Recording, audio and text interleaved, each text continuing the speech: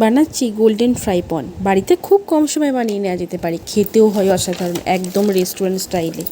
Golden fry পন বানাতে আমি নিয়েছি 200 গ্রাম চিংড়ি মাছ। চিংড়ি মাছের মাথার অংশটা কেটে খোসা ছাড়িয়ে শুধু লেজের পোর্শনটাই আমি রেখে দিয়েছি, এবং একটা ছুরি দিয়ে আমি চিংড়ির গায়ে কাট করে নিচ্ছি। এতে চিংড়ি মাছগুলো গোল ও ছোটও হয়ে যাবে না। আমি এখানে চিংড়ি মাছগুলো কেটে ধুয়ে পরিষ্কার করে একটি প্লেটে নিয়ে নিচ্ছি, এবং ফার্স্ট ম্যারিনেশনের জন্য নিয়ে নিচ্ছি 1/2 টিস্পুন নুন, 1/2 টিস্পুন গোলমরিচের গুঁড়ো ও 1 চামচ আদা রসুন বাটা দিয়ে সব কিছু হাত দিয়ে মাখিয়ে আমি রেখে দিচ্ছি 10 থেকে 15 মিনিটের জন্য। এই সময় আমি একটা কোটিং করে নেব।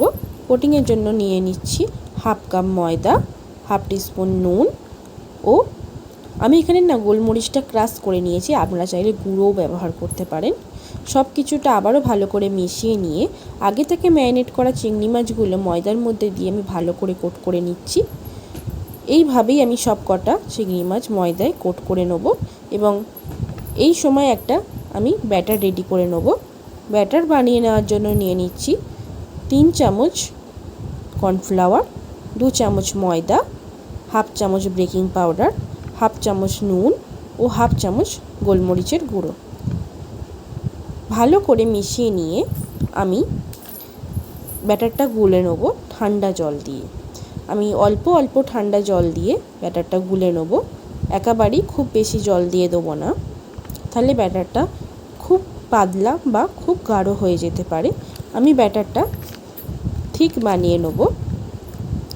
ব্যাটারটা যতক্ষণ না ঠিক বানানো হচ্ছে আমি ততক্ষণ অল্প অল্প জল দিয়ে ব্যাটারটা গুলে নেব, এবং ব্যাটারটা রেডি হয়ে গেলে আমি 1/2 টিস্পুন লঙ্কা গুঁড়ো দিয়ে আবারও গুলে নেব, এবং ফ্রাই করার জন্য ওভেনে একটা কড়া বসিয়ে পরিমাণ মতো সাদা তেল দিয়ে আগে থেকে কোট করে রাখা চিংড়ি মাছগুলো ব্যাটারে ডুবিয়ে একটা একটা করে গরম তেলে ছেড়ে দেবো।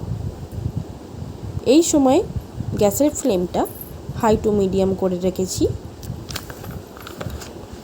এবং চিংড়ি মাছগুলো আমি খুব বেশি ফ্রাই করব না, একটু গোল্ডেন ব্রাউন হলেই আমি চিংড়ি মাছগুলো তুলে নেব। এইভাবেই বাকি সব চিংড়ি মাছগুলো আবারও ব্যাটারে চুবিয়ে গরম তেলে একটা একটা করে আমি ছেড়ে দিচ্ছি। এই সময় গ্যাসের ফ্লেমটা হাই টু মিডিয়াম করে রেখে দেবেন। চিংড়ি মাছগুলো অতিরিক্ত ভাজা হয়ে গেলে খেতে খুব ভালো লাগবে না, আর অল্প গোল্ডেন ব্রাউন হলেই চিংড়ি মাছগুলো আমি তুলে নেব। চিংড়ি মাছগুলো আমি সার্ভ করেছি পেঁয়াজ ও শেজওয়ান সস দিয়ে। আমি আপনাদের এটা ভেঙে দেখাচ্ছি, আলতো হাতে চাপ দিলেই ভেঙে যাচ্ছে, আর ভেতরেরটাও খুব ক্রিস্পি হয়েছে।